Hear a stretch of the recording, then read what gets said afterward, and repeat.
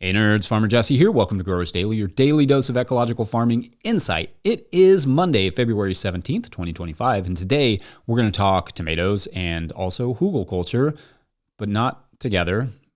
But I guess not together. Let's do it.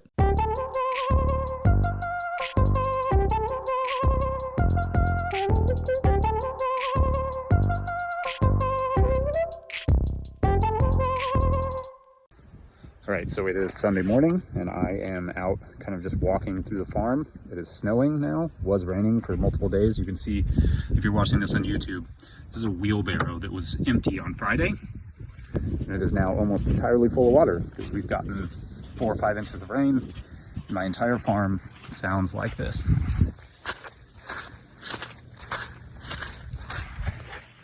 All of it. All right, well, obviously that little clip you just heard was from yesterday. This weekend, as many of you know, our region was hammered by rain, and there was substantial flooding going on around Kentucky, Tennessee, Virginia, West Virginia, and surrounding areas. Eastern Kentucky is flooded again, but so is Louisville, which is north of us, and there's also a lot of flooding in southern Kentucky as well. This storm hit hard and hit wide here. We obviously got hammered by rain and then covered by snow, but where our farm is located is relatively high ground. So we are generally not at risk of flooding. I mean, if our farm ever floods, the entire state of Kentucky is pretty well gone. I've seen plenty of February storms, but rarely does it just rain and rain and rain like that in the winter. Whole towns are currently underwater. Some of the same poor eastern Kentucky towns that got hit a few years ago with the flooding. I'm certain some farms are affected as well. We're about to go into an intensely cold week with a large snowstorm expected midweek, so I hope everyone can find safety and shelter and warmth. My love and heart goes out to anyone affected. Just awful stuff in a region that has seen a brutal few years of weather, from deadly tornadoes to catastrophic flooding and drought. It's just awful stuff. Yeah. All right, well, as usual, no way to transition out of something tragic into growing food, but in farming, that's the way things go. So let's do the tomato starting thing, since that is on my list to do for ourselves this week. It is really not all that different from the pepper production that I detailed, last week? But because I do grafted tomatoes, that does throw a bit of a wrench into the whole process. So let's talk about how we start and grow out our tomatoes in a lo-fi way. In the first segment. Then in the third segment, we'll talk about planting strategies. Trellising, we will leave for another show, because trellising is its own segment for sure. Now, I've already discussed grafting versus not grafting, and all of the tomatoes we are growing in the tunnel this year will be grafted. Our field tomatoes, probably not. I love grafting, but by the time we start our field tomatoes, I'm a little bit too busy for all that. But for those earliest tomatoes that I will be starting this week, here's how I go about it. First, we grow almost exclusively cherry tomatoes in our tunnels. We don't grow a lot of heirlooms or reds or anything like that. We don't have a big market for it, but we do have a big market for cherry tomatoes. I grow a mix that includes, but is not limited to, sun gold, black cherry, a couple different reds, though I've yet to find one I really am super in love with, blush, and 1 or 2 of the bumblebee types, or those like stripy fun ones. I like having some different sizes and shapes and colors in there, and our restaurants and retailers generally like that too. At the market, we would occasionally get a complaint that customers just wanted the orange ones or just wanted the red ones, but we let the other growers do this sort of monochromatic thing. For us, I like the mix, and I like that if, for instance, one variety goes down for some reason or slows down, the diversity is added protection against having a slow crop or total crop loss. I also use 2 different varieties for grafting, Estamino and Fortamino, which I get from high mowing. I don't have a preferred combo of which grafting rootstock variety better fits which tomato variety yet. I just know my grafted plants dramatically outperform my ungrafted plants regardless of which of those rootstocks I use. Anyway, I already did a show talking about why I graft, and so you can go back and listen to that. And just so we're all on the same page, in order to do this, you basically take the rootstock is a plant that is vigorous and it is usually disease resistant, and that is what you're grafting the type of tomato that you want on top of for that disease resistance and that vigor. So that's the whole point of grafting. So I start the rootstock seeds and the cherry tomato seeds at the same time. However, if I was grafting large heirloom tomatoes or reds or whatever, I would start those at least a few days, if not a full week, before the grafted plants, because the rootstocks are going to grow fast, similar to the cherry tomatoes. The heirloom plants are going to grow slow, similar to molasses. Anyway, rootstock seeds are still just tomatoes. So in terms of starting, it's all kind of the same thing. We start those in 2-inch soil blocks or 72 cell wind strips, placing 1 seed per block with at least a couple extra blocks, getting 2 seeds in case a few don't germinate. In that case, we will take the extra plant, pluck it out, and plant it into the block that is missing a plant. So basically what you'd see is like some of the blocks would have 2 plants in them, some of them had 0 plants, and then you just take one of those ones with 2, you just pop that plant out and put it in one of the empty blocks. Simple enough. That to me is just easier and more time efficient than using the mini blockers for our soil blocks and then potting those up to 2-inch blocks. Anyway, I just find that faster. Next, we will cover those blocks with the seed in them lightly with a little bit of soil mix and get them to that warm temperature that tomatoes like, roughly in the 85 degrees Fahrenheit range or around 30 degrees Celsius. So like tank top weather. I don't wear tank tops. I will never subject you to that, but that's what I would imagine tank top weather is. Now, they will still germinate as low as 59 degrees Fahrenheit, which would be like 15 degrees Celsius.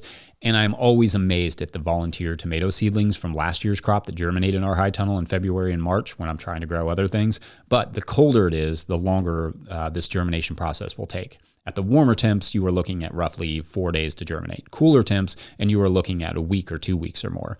A heat pad works well for getting the right temps, or you can use a space heater. A greenhouse can work well if it's sunny, but the late winter is not exactly known for its sunshine, at least not here in Kentucky. We usually germinate them in the closet with our hot water heater and furnace, which is in the mid 70s most of the time. And that works fine for us. Just got to watch for germination so they don't get too leggy. Like if they germinate and just grow in the dark, they will get really tall and big white stems. You could also build a germ chamber, and those can be constructed by converting an old fridge with a heater, a thermostat, and something for humidity, but we'll discuss DIY germ chambers another time. My hot water heater and furnace in the closet, that's kind of my germ chamber. A heat pad works pretty well too.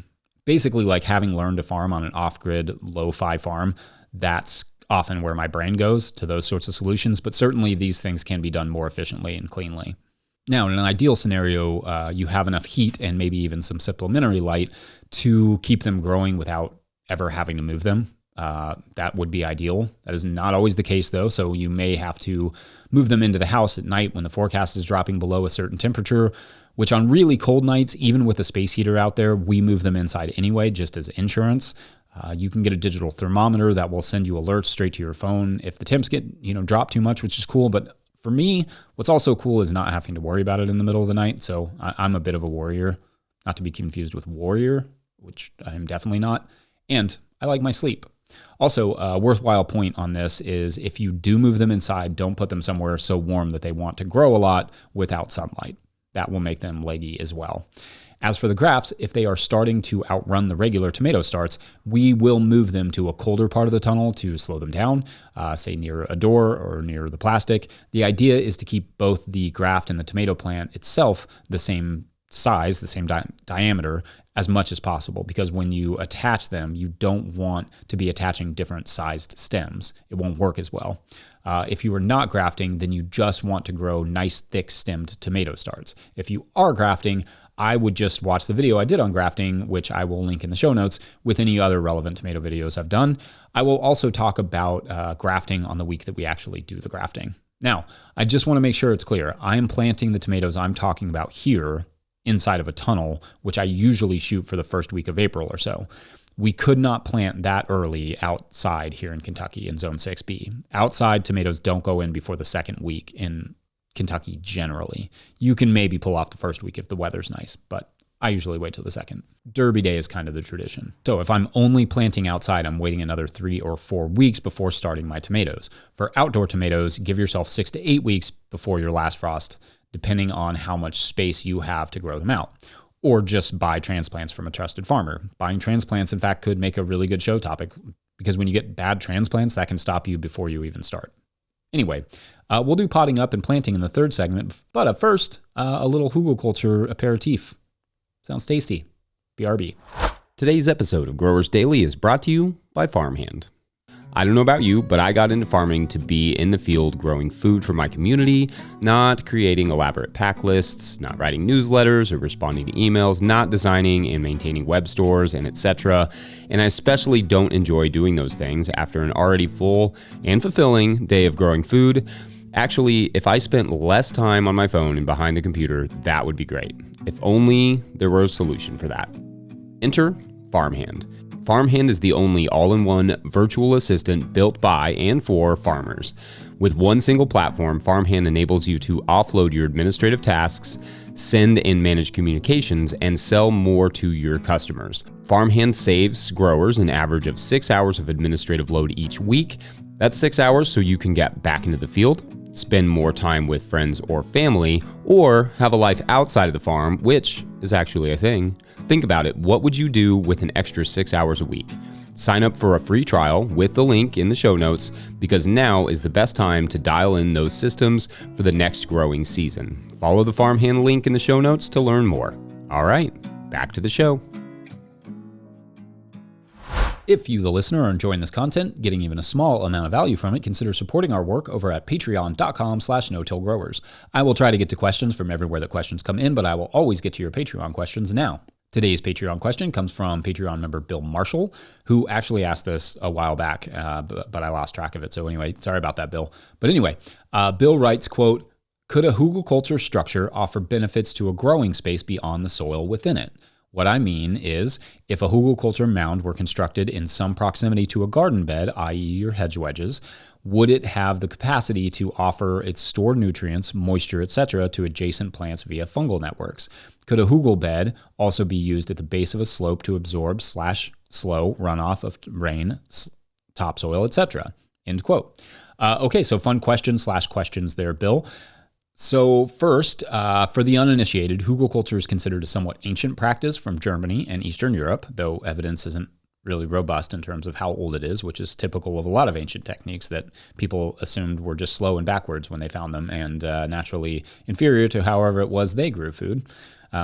Anyway, it's an old German or Eastern European technique that involves digging a trench and laying logs on the bottom with smaller and smaller debris on top of the logs, with manure either in a layer or mixed in, then soil, then compost on top, potentially with a mulch to stop weeds, or some variation thereof. Basically, you create a mound, a raised bed of sorts, of soil and carbon that will slowly break down and create some long-term fertility, or at least that's the theory. There's actually a really good guide from Oklahoma State that I'll post in the show notes, but there's also a ton of permaculture literature out there on the subject. Anyway, whether these mounded beds will do what they are purported to do and for how long is based a lot on how they were set up and the materials used. For instance, the pits, if dug by machinery, could potentially cause compaction that will outlast the Hugelkultur beds. Or if you use too much carbon or not enough compost, and the beds could be more or less unusable for a year or more. Also, the question about water retention is interesting because it really depends as well on the construction and compaction, but also you have to think that wood floats, right? So as those compacted gullies fill up with water, there is a risk of the pile effectively floating away. And there is, in fact, one such story where the Hugelkultur bed broke and the whole thing washed downhill that is cited on the Wikipedia page about Hugelkultur, but the citation didn't work and I could not find the original article. So I'm not sure if that is an actual issue or an actual story, but, I could see how something like that could happen. Anyway, you know how I love my citations, especially when I'm reading through Wikipedia. Now, if you weren't to dig the trench, maybe that is a different story, but with the trench, I think that is something to consider. But in that way, swales and Hugelkultur should not be confused, and Hugel swales may not be the best idea in every circumstance. Hugels and swales really just need to be treated differently. They're different things and should be managed with extreme precision and care, or risk causing long-term harm to the land that will disrupt water movement and create compaction. Now, does that mean Hugel beds are a bad idea? No, clearly if they were used for hundreds of years before permaculture was even invented, then there is something to the practice, but the details and value may be in the nuances of where those beds were used, how exactly they were constructed, where, what types of soil, what types of feedstocks, all those things. But in an ideal situation, especially with perennials involved nearby, I could see them benefiting the rest of the garden. They can also house rodents and snakes, which I suppose could go either way on the beneficial arc, but probably wind up being beneficial. So I guess for me, the answer to whether or not they could have benefits extending beyond the bed itself depends a lot on the construction, but also that's a lot of work. So it's hard to say if it's worth any of the potential extensive benefits for most of us. So I don't know, but I do hope that helps, Bill.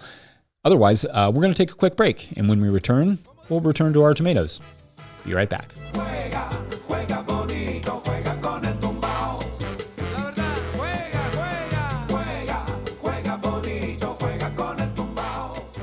Today's episode of Growers Daily is brought to you by GrowSmart. Curious if your soil will be ready for planting this spring? GrowSmart can help you find out with their at-home soil tests. They'll ship it right to your door. Just send it back with your prepaid shipping and you'll have your lab results in just 2 business days.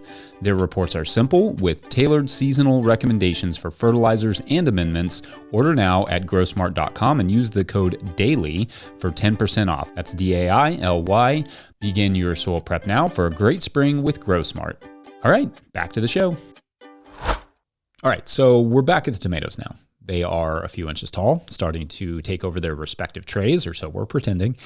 We have kept them watered and happy up until this point, but they need more space. This is where we would pot them up, sometimes called potting on, meaning move them into bigger blocks or containers, giving the roots and the plants more room to spread out and grow. Usually, if using cells, you go into 3 or 4 inch pots. If using blocks, you go into the bigger 4-inch blocks or into soil balls where you basically just create a ball of soil mix around the start. It's pretty easy to and kind of fun to do, and especially on a small scale, it makes more sense than spending $103 on a 4-inch soil blocker. I own that blocker. It's a good tool. I do not use it enough, and it does not save me enough time to justify $100 on our farm. Your farm may be different. If you're doing thousands of transplanted tomatoes, peppers, and eggplants, the 4-inch block makes sense. Anyway, I pot them up, and if using grafted plants, you cannot have soil above the graft. That goes for both planting and potting up. Can't go above the graft. Otherwise, you have just planted an ungrafted tomato plant because the top part, the scion, will root out and grow without using the rootstock, which defeats the purpose by bypassing the rootstock's benefits. Anyway, after potting up, we grow them until it is time to plant. Now, if you are not using grafted tomato plants, you can bury them a little bit in the pot. So like as you're potting up, don't be afraid to put some of the soil mix above the base of the plant. Anyway, after potting up, we grow them until it's time to plant. If they start to look hungry at all, we will fertilize them with a little bit of fish hydrolysate, following their recommendations for dilution, whatever company we got it from. And before they go into the ground, the plants, we will soak the base of the plant in Jadam microorganism solution. I'll link a video to that in the show notes from Chris Trump. It's just, for me, it's one of the better ones for root application. I don't spray it, but I do apply it to the roots, just because we've had good success from it, or at least seemingly good success from it. For planting in the field, you typically just do a single row, lightly pruned if at all. In the tunnel, it's a different story because we generally do 1 row down the middle on what is called a double leader system, meaning 2 different branches of the same tomato plant are trained up their own string. If you're grafting, it's a helpful way to get the cost of labor and expenses down to get 2 plants for the price of 1. Then we plant those tomatoes at 18 inches apart, but you could go as close as 8 inches. That just means an absolute ton of pruning for airflow as well as fans and a really refined fertilization situation. I'm not that hardcore. 18 inches is plenty close for me. This year, I may actually cut it back to like 2 feet or more between plants, around 61 centimeters. But that's because we're taking it vaguely easy this season. Easy, I guess, compared to past season, not to probably normal gardeners. Again, grafted tomatoes cannot go into the ground below the graft. Same thing. Ungrafted tomatoes can be buried up to the top leaves. Just make sure to trim all the lower leaves off first. The challenge with grafted plants not going deep is that they can break from mishandling or the heavy winds. This is another reason we don't really use grafted tomatoes in the field because we don't want them breaking.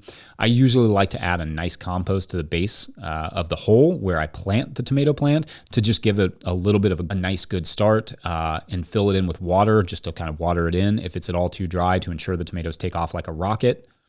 A rocket that doesn't leave the ground.